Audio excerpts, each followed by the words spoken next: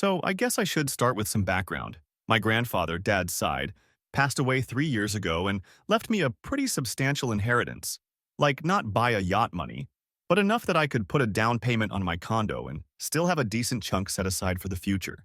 The thing is, my grandfather specifically put this money in a trust with conditions that it couldn't be accessed by anyone but me.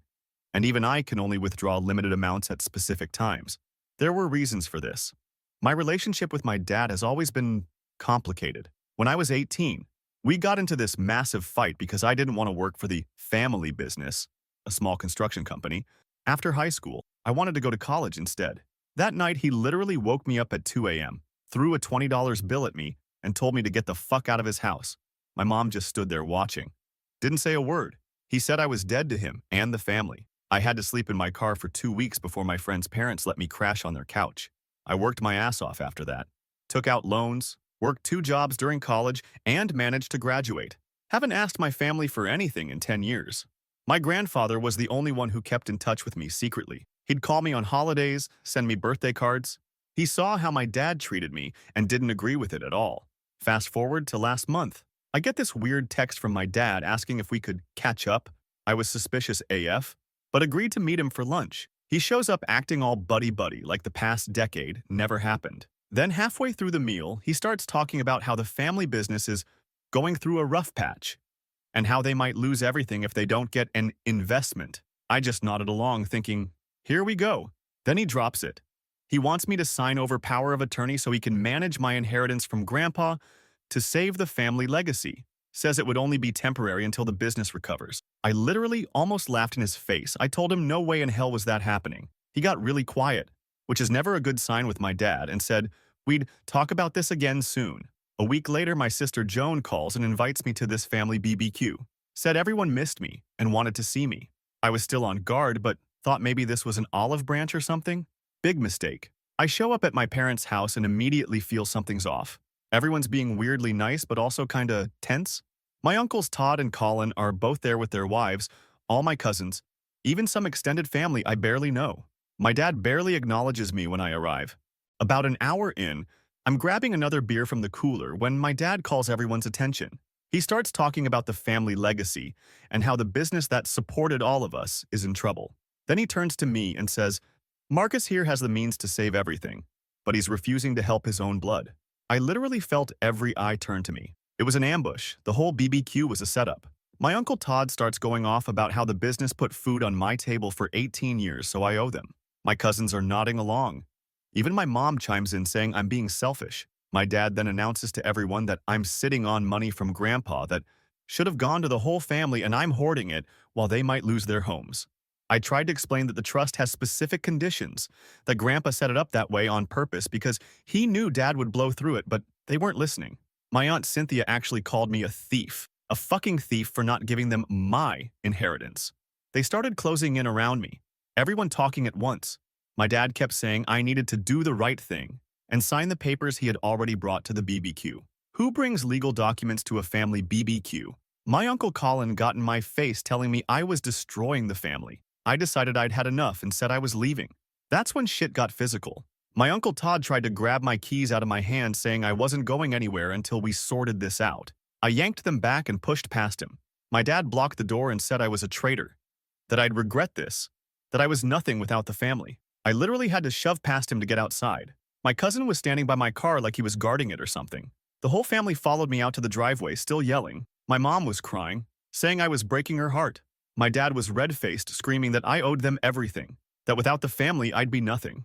I got in my car, locked the doors while they were all still shouting, and just sat there for a second. They were all watching me, probably thinking I was reconsidering or feeling guilty, but I wasn't.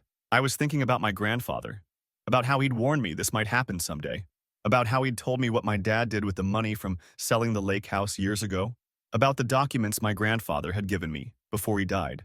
I looked at my dad through the window, still yelling, and just smiled. Then I drove away while they were all still standing in the driveway. They have no idea what's coming, no idea what I know, no idea what Grandpa told me about the family business and my dad's creative accounting, no idea what I've been planning for since the day Grandpa showed me those folders. Dad kicked me out with $20 and said I was dead to him. Now he wants my money? Now I'm suddenly family again when he needs something? Well, he's about to find out what happens when you treat your son like garbage for a decade and then try to steal from him. I made one phone call that night. Just one. By Wednesday, my dad was standing in the street in his boxers, screaming at the neighbors that I'd stolen the family's future. But that's just the beginning of what I did. Update 1. Wow. I didn't expect so many responses to my last post. A lot of you asked what phone call I made that night and what happened next, so here goes. After I drove away from that disaster of a barbecue, I went straight home and locked my door. I was fucking livid. My phone was blowing up with texts and calls from literally everyone in my family. My sister Joan sent like 20 messages switching between guilt-tripping me about mom crying and threatening that I'd regret not helping. My dad left voicemails that got progressively more unhinged, calling me every name in the book. I blocked all their numbers except Joan's. Figured I might need to keep one line open. That night, I pulled out the folder my grandfather had given me before he died. He always told me it was insurance, and to only use it if things got bad with Dad. Inside were bank statements, tax forms, and a bunch of old contracts, all showing how my dad had been skimming from the business for years and hiding assets from not just the family, but also their investors. There was also a handwritten letter from my grandpa explaining that he'd seen how my dad treated me, and that's why he set up my inheritance the way he did. So my dad couldn't touch it. The phone call I made that night? It was to my grandfather's old financial advisor, Hugo. Grandpa had told me to contact him if I ever needed help understanding the documents. I sent Hugo photos of everything through email and arranged to meet him the next morning. Hugo confirmed what I suspected. The business wasn't just going through a rough patch, like my dad claimed. It was fucking underwater. My dad had taken out massive loans using company assets as collateral, then used that money to fund his lifestyle instead of reinvesting in the business. The company owed over $2 million to various creditors, and they were about to default on everything. That's when I realized what was really going on. My dad didn't just want help from my inheritance. He needed to drain it completely to cover his ass. The power of attorney wasn't temporary like he claimed. He was trying to get full control so he could take everything. I spent the next day making sure my own finances were locked down tight, changed all my passwords, called the bank to put extra security on my accounts, and contacted the trustee of my inheritance to warn them someone might try to access it fraudulently. That afternoon, Joan showed up at my condo unannounced. I almost didn't let her in, but figured I should hear what she had to say. Big mistake. She started off acting concerned, saying the family was worried about me after I stormed off at the BBQ. Then she pulled the whole blood is thicker than water bullshit. When that didn't work, she switched tactics and told me Dad was having chest pains from the stress, and it would be my fault if he had a heart attack. I asked her if she knew how bad the business situation actually was. She got defensive, saying I didn't understand how hard Dad had worked all these years. I pulled out the documents and showed her the numbers, how much debt they were in, how Dad had been taking money out for years. She literally grabbed the papers and threw them across the room, started screaming that I was making it all up to get back at Dad for one little fight years ago. When I laughed and said being kicked out at 2 a.m. wasn't one little fight, she slapped me across the face. I told her to get the fuck out of my place. She refused, saying she wasn't leaving until I agreed to help. I had to physically guide her to the door while she kept trying to dig her heels in. When I finally got her outside, she yelled that the whole family was going to make me regret this. Later that night, my mom called from a number I didn't recognize, since I'd blocked hers. She was sobbing, saying Dad had told everyone I was trying to destroy the family business out of spite, that I was spreading lies about him mismanaging money. The fucking audacity of this man to flip it around on me. I told Mom exactly what Grandpa had shown me, that Dad had been bleeding the company dry for years, that he'd kicked me out at 18 for wanting an education instead of working for him, and now suddenly wanted my money. She got quiet, then said, "Your father has always done what's best for this family. Sometimes that means making hard decisions." That's when it clicked. She knew. She'd always known how Dad operated and had covered for him my entire life. Even when he threw me out, she stood by and watched. The whole family wasn't just enabling him. They were complicit. 2 days after the BBQ, around midnight, I woke up to pounding on my door. It was my dad and Uncle Todd, both clearly drunk. They were shouting that they knew I was spreading lies about the business.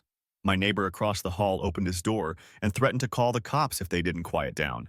They finally left, but not before my dad kicked my door hard enough to dent it. The next morning, I decided to talk to someone else who might know the truth. My Aunt Juniper, Mom's sister, who had distanced herself from the family years ago. We weren't close, but I found her on Facebook and asked if we could meet. Juniper told me she'd stopped coming to family events because she couldn't stand watching my dad manipulate everyone. She confirmed what the documents showed, that Dad had always used the family business as his personal piggy bank. The real kicker? The reason he kicked me out at 18 wasn't just because I wanted to go to college. It was because I'd started asking questions about the company finances after overhearing an argument between him and Grandpa.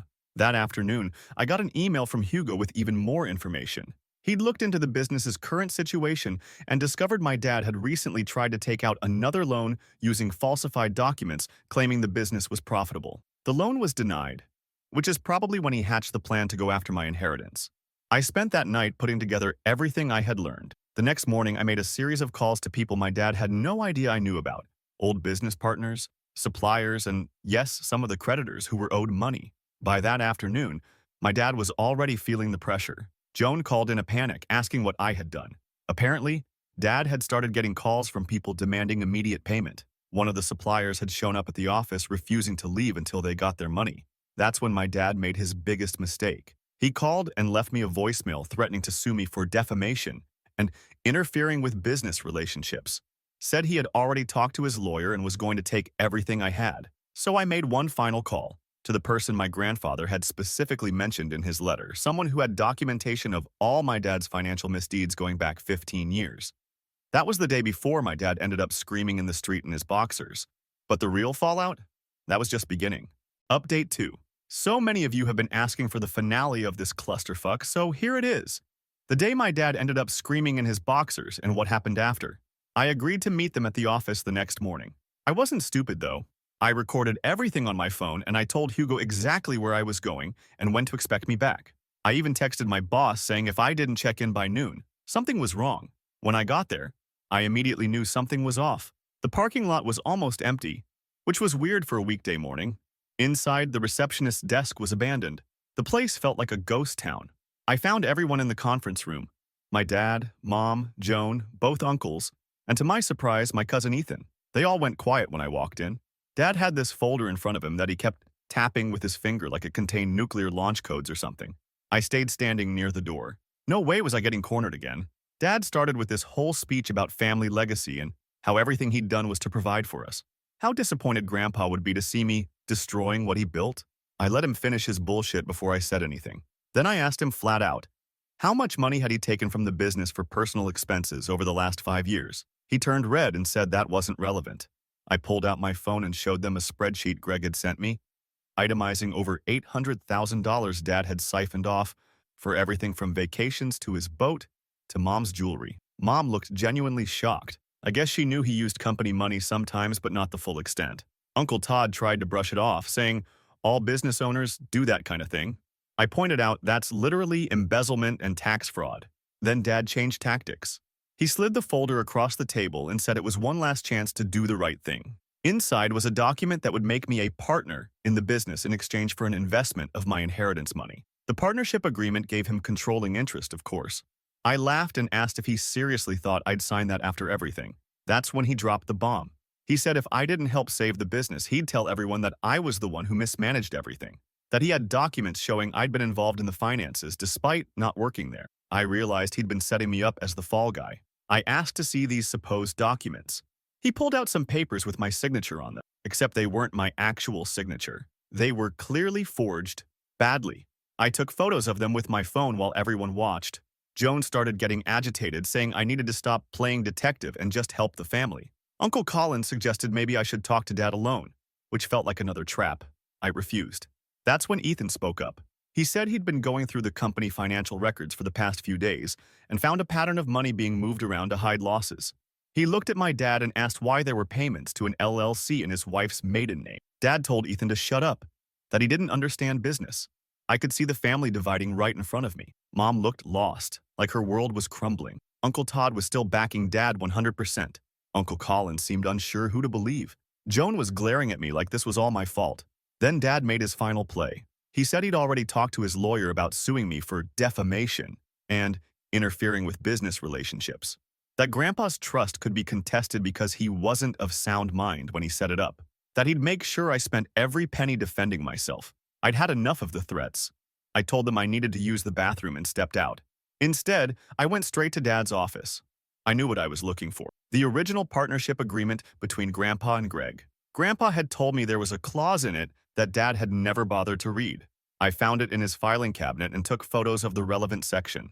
Then, I went back to the conference room and played my final card. I showed them the partnership agreement clause that gave any direct descendant of the original partners the right to audit the company books at any time. It was meant to protect family interests, ironically. I told them I'd already filed the paperwork to exercise that right, and the forensic accountant would be starting tomorrow. Dad completely lost it. He lunged across the table, trying to grab my phone. Uncle Todd jumped up too. I backed toward the door, but Joan blocked it. For a second, I thought they might actually physically attack me right there in the office. That's when Ethan stood up and got between us. He told Dad to calm down, that getting violent would only make things worse. Dad pushed him aside hard enough that Ethan stumbled into the wall. I managed to get out the door with Dad following me, screaming that I was dead to him. Again, that I was destroying the family. As I got to my car, I saw one of the business's biggest clients pulling into the lot. They looked shocked seeing the owner of the company chasing his son across the parking lot, screaming threats. I drove straight to Hugo's office and showed him everything. He said the audit would likely reveal enough for criminal charges. I told him I didn't want anyone going to jail. I just wanted to stop Dad from hurting anyone else financially. Hugo suggested a different approach. The business itself wasn't worthless. The problem was the management. With the right restructuring, it could still be saved. He made some calls to investors he knew who specialized in turnarounds. That afternoon, I got a call from Joan. She was crying, saying Dad had gone home and started drinking heavily after I left, that he was talking crazy, saying he might as well burn everything down if he was going to lose it anyway. I told her to make sure he didn't do anything stupid and hung up. The next morning, day 4 after the BBQ, I got a call from the neighbor whose house backs up to my parents'. Dad had apparently woken up, checked his email, and completely lost his mind. He'd received notice that 3 of the company's biggest clients were pulling their contracts pending the financial investigation. He ran outside in just his boxers, screaming at the top of his lungs that I had stolen the family's future. The neighbor recorded it on his phone and sent it to me. Dad was standing in the middle of the street, red-faced, pointing at houses and telling everyone how I was destroying their lives. Someone called the cops, and when they showed up, Dad tried to convince them to arrest me for theft. They ended up taking him to the hospital for evaluation instead. While he was there, I made my move. I contacted the investors Hugo had found and used a chunk of my inheritance as leverage to buy controlling interest in the company. The paperwork went through that afternoon. By the time Dad got home from the hospital, I legally owned 51% of the family business. Mom called me in tears, begging me not to destroy what they'd built. I told her I wasn't planning to. I was going to fix it. The next day, I showed up at the office with the new investors and called a company-wide meeting. I explained that there would be a full audit, a restructuring, and new management brought in, that everyone's jobs were secure except for family members who had been involved in financial misconduct. Dad showed up halfway through, having heard what was happening. He tried to tell everyone I had no authority, but I handed him the ownership papers. He read them, then looked up at me with this expression I can't even describe, like hatred and shock, and maybe a tiny bit of respect all mixed together. He walked up to me in front of everyone and said, "You think you've won? You're just like me after all." Then he took a swing at me, an actual punch that caught me on the shoulder. 2 employees had to pull him away. He was escorted out of the building he'd controlled for 20 years. As security walked him to his car, he kept looking back at me through the glass doors, this weird smile on his face. The family has basically imploded since then. Joan won't speak to me. Uncle Todd and Aunt Cynthia are firmly on Dad's side. Uncle Colin and Ethan are cautiously supportive of what I did. Mom keeps trying to mediate like there's some compromise to be found. Dad's living with Uncle Todd now. Mom told me he's talking about moving to Florida and starting over. Part of me hopes he does. Gets far away and leaves everyone alone. The business is actually turning around with competent management. I stay out of the day-to-day operations, but I make sure everyone's treated fairly and the books are clean. As for the inheritance, I used part of it to secure the business, but I also set up college funds for my cousin's kids. My grandfather would have wanted that. Dad still calls sometimes when he's drunk, alternating between threatening me and trying to explain himself. I don't pick up anymore. The thing that sticks with me most is what he said that day at the office. "You're just like me after all." Maybe he's right in some ways. I can be ruthless when pushed. The difference is, I don't hurt people who trust me, and I don't steal from my own family. But yeah, that's how my dad ended up screaming in his boxers, in the middle of the street, and how I ended up owning the family business he kicked me out of 10 years ago. Life is weird sometimes. Final update. So I agreed to meet them at Dad's office the next morning. Everyone in the comments keeps asking what happened at the family meeting, and how my dad ended up in his boxers, screaming in the street. You guys have been super supportive through this whole shit show, so here's the finale. I wasn't dumb enough to walk into their trap without backup. I texted my location to Hugo, set up my phone to record everything, and told two friends to call the cops if they didn't hear from me by noon. Might sound paranoid AF, but after that BBQ ambush, I wasn't taking chances. Got to the office around 9, and the place was weirdly empty. Like, almost no cars in the lot for a weekday morning. The receptionist wasn't even at her desk, which instantly set off alarm bells in my head. I followed the sound of voices to the main conference room. The gang was all there. Dad at the head of the table looking like he hadn't slept in days. Mom next to him all puffy-eyed. Joan glaring at me, both uncles. And surprisingly, Ethan. They all went quiet when I walked in. I stayed by the door. No way was I getting boxed in again. Dad had this manila folder in front of him that he kept tapping with his fingers.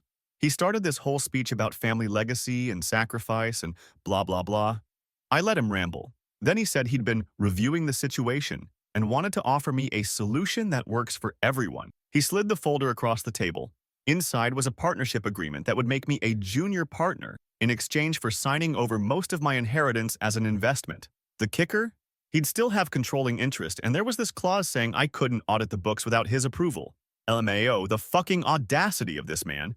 I didn't even bother opening it fully, just looked at him and asked point blank how much money he'd taken from the business for personal stuff in the last 5 years. He got all red-faced and said that wasn't relevant.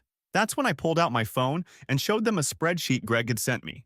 It itemized every penny Dad had siphoned off. Over $800,000 for everything from vacations to his boat to Mom's jewelry. I scrolled through it slowly so everyone could see. Mom looked genuinely shocked. Guess she knew he used company money sometimes, but not the full extent. Uncle Todd tried to brush it off, saying, lots of business owners do that. I pointed out that's literally embezzlement and tax fraud. Dad switched tactics real quick. Said if I didn't sign the agreement and help save the business, he'd tell everyone I was the one who mismanaged everything. That he had documents showing I'd been involved in company finances despite not working there. I was like, WTF? He pulled out papers with signatures that were supposed to be mine, except they were obviously forged, like laughably bad. I took photos of them with my phone while everyone watched. Joan started getting pissy, saying I needed to stop playing detective and just help the family. That's when Ethan spoke up. Said he'd been going through company records and found a pattern of money being moved around to hide losses. He looked at Dad and asked why there were payments to an LLC in my mom's maiden name. Dad told him to shut his mouth, that he didn't understand business. I could literally see the family splitting in real time. Mom looked lost. Uncle Todd still backing Dad 100%. Uncle Colin seemed confused about who to believe. Joan was shooting daggers at me with her eyes. Dad made his final play. Said he'd already talked to his lawyer about suing me for defamation and interfering with business relationships. That Grandpa's trust could be contested because he wasn't of sound mind when he set it up. That he'd make sure I spent every penny defending myself. I excused myself to use the bathroom, but instead went straight to Dad's office. I knew what I was looking for. The original partnership agreement between Grandpa and Greg, found it in his filing cabinet and took photos of the section Grandpa had told me about. When I went back to the conference room, I showed them the clause that gave any direct descendant of the original partners the right to audit the company books at any time. Told them I'd already filed the paperwork to exercise that right, and the forensic accountant would be starting tomorrow. Dad completely lost it. He lunged across the table, trying to grab my phone. Uncle Todd jumped up too. I backed toward the door, but Joan blocked it. For a second, I thought they were going to jump me right there in the office.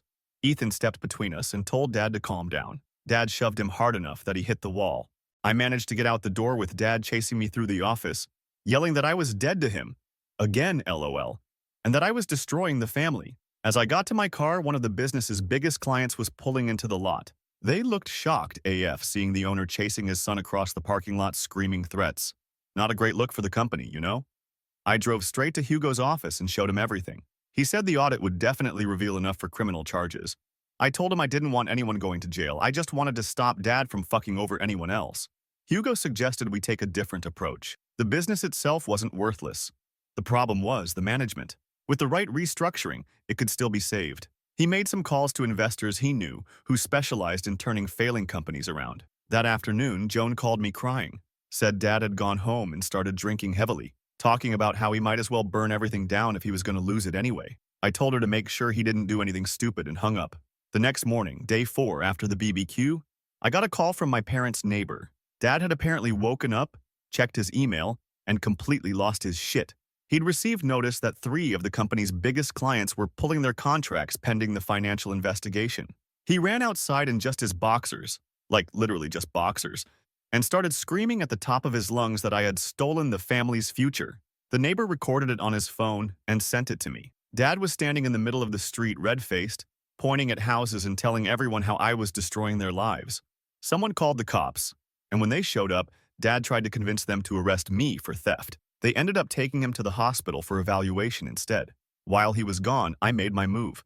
I contacted the investors Hugo had found and used a chunk of my inheritance as leverage to buy controlling interest in the company. The paperwork went through that same day. By the time Dad got home from the hospital, I legally owned 51% of the family business. Mom called me sobbing, begging me not to destroy what they'd built. I told her I wasn't planning to. I was going to fix it. The next day, I showed up at the office with the new investors and called a company-wide meeting, explained that there would be a full audit, a restructuring, and new management brought in, that everyone's jobs were safe except for family members who had been involved in financial misconduct. Dad showed up halfway through, having heard what was happening. He tried to tell everyone I had no authority, but I handed him the ownership papers. He read them, then looked up at me with this expression I can't even describe, like hatred and shock, and maybe a tiny bit of respect all mixed together. He walked right up to me in front of everyone and said I thought I'd won, that I was just like him after all. Then he took a swing at me, an actual punch that caught me on the shoulder. 2 employees had to pull him away. He was escorted out of the building he'd controlled for 20 years. The family has completely imploded since then. Joan won't speak to me. Uncle Todd and Aunt Cynthia are 100% Team Dad. Uncle Colin and Ethan are cautiously supportive of what I did. Mom keeps trying to play peacemaker like there's some middle ground to be found. Dad's staying with Uncle Todd now. Mom said he's talking about moving to Florida and starting over. Honestly, I hope he does. Gets far away from everyone he's hurt. The business is actually starting to turn around with competent management. I stay out of day-to-day stuff, but I make sure everyone's treated fairly and the books are clean. As for my inheritance, I used part of it to secure the business, but I also set up college funds for my cousin's kids. Grandpa would have wanted that. Dad still calls sometimes when he's drunk, alternating between threatening me and trying to explain himself. I don't pick up anymore. I changed the locks on my condo and installed a security camera after finding him sitting in his car outside my building one night. The wildest part? Last week I was going through some old boxes my Aunt Juniper gave me that belonged to Grandpa. Found this letter he wrote to me years ago but never sent. In it, he explained that Dad had always been this way, taking shortcuts, using people, thinking rules didn't apply to him. Grandpa wrote that he blamed himself for enabling it for so many years, for not setting boundaries earlier. He ended the letter saying he hoped I'd never have to use the insurance policy he left me, all those documents. But if I did, he trusted me to do the right thing. That hit me hard. Made me realize this wasn't just about revenge for getting kicked out with $20 10 years ago. It was about breaking a cycle that had been going on for decades. Dad called again yesterday, left a voicemail saying he's talked to a lawyer who thinks he can still challenge the company takeover. That this isn't over. I saved the message but didn't call back. Let him try. I've got the documentation, the legal standing, and the truth on my side. And unlike him, I don't have to lie, cheat, or steal to win. So yeah, that's how my dad ended up screaming in his boxers in the street, and how I ended up owning the family business he kicked me out of a decade ago. Karma's a bitch, I guess.